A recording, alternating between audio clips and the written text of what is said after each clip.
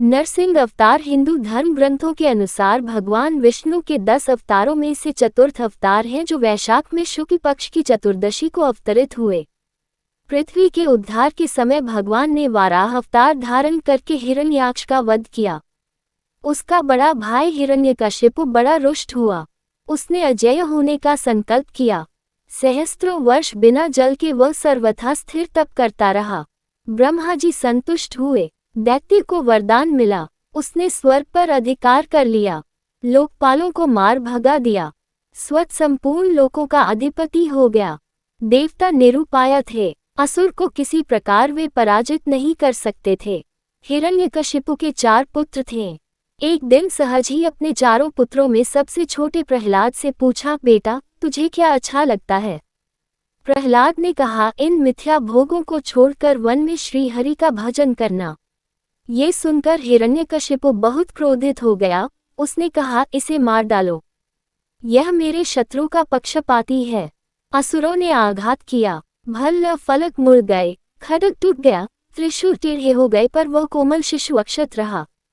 दैत्य चौंका। प्रहलाद को विष दिया गया, पर वह जैसे अमृत हो।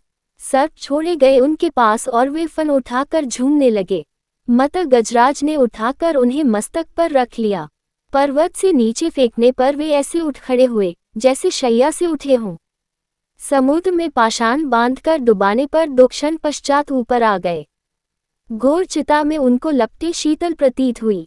गुरु पुत्रों ने मंत्रबल से कृत्या राक्षसी उन्हें मारने के लिए उत्पन्न की, तो वह गुरु पुत्रों को ही प्राणहीन कर गई। प्रहलाद ने प्रभु की प्रार्थना करके उन्हें जीवित किया। अंत में हिरण्यकशिपु ने प्रहलाद को बांध दिया और स्वयं खड्ग उठाया और कहा, तू किसके बल से मेरे अनादर पर तुला है? कहाँ है वह? प्रहलाद ने कहा, सर्वत्र, इस स्तंभ में भी। प्रहलाद के वाक्य के साथ दैत्य ने खंभे पर घूसा मारा। वह और समस्त लोग चौंक गए। स्तंभ से बड़ी भयंकर गर्जना का शब्द हुआ। एक ही क्षण पश्चात दैत्य ने देखा, समस्त शरीर मनुष्य का और मुख सिंह का, बड़े बड़े नख एवं दांत, प्रज्वलित नेत्र, स्वर्णिम सटाएं, बड़ी भीषण आकृति खंभे से प्रकट हुई। दैत्य के अनुचर झपटे और मारे गए अथवा भाग गए।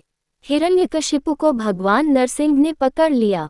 मुझे ब्रह्माजी ने वरदान दिया है। छटपटाते हुए दैत्य चिल्लाया, दिन में या रात में न मरूंगा। कोई देव, दैत्य, मानव, पशु मुझे न मार सकेगा। भवन में या बाहर मेरी मृत्यु न होगी। समस्त शस्त्र मुझ पर व्यर्थ सिद्ध होंगे। भूमि, जल, गगन सर्वत्र मैं अवध्य हूँ। नरसिंह बोले, देखिए संध्या काल है।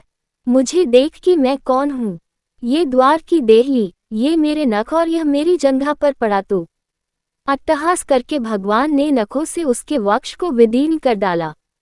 वह उग्र रूप देखकर देवता डर गए। ब्रह्मा जी अवसन्न हो गए। महालक्ष्मी दूर से लौट आईं, पर प्रहलाद वे तो प्रभु के वर प्राप्त पुत्र थे। उन्होंने स्तुति की। भगवान नरसिंह ने गोद में उठाकर उन्हें बैठा लिया और स्नेह करने लगे।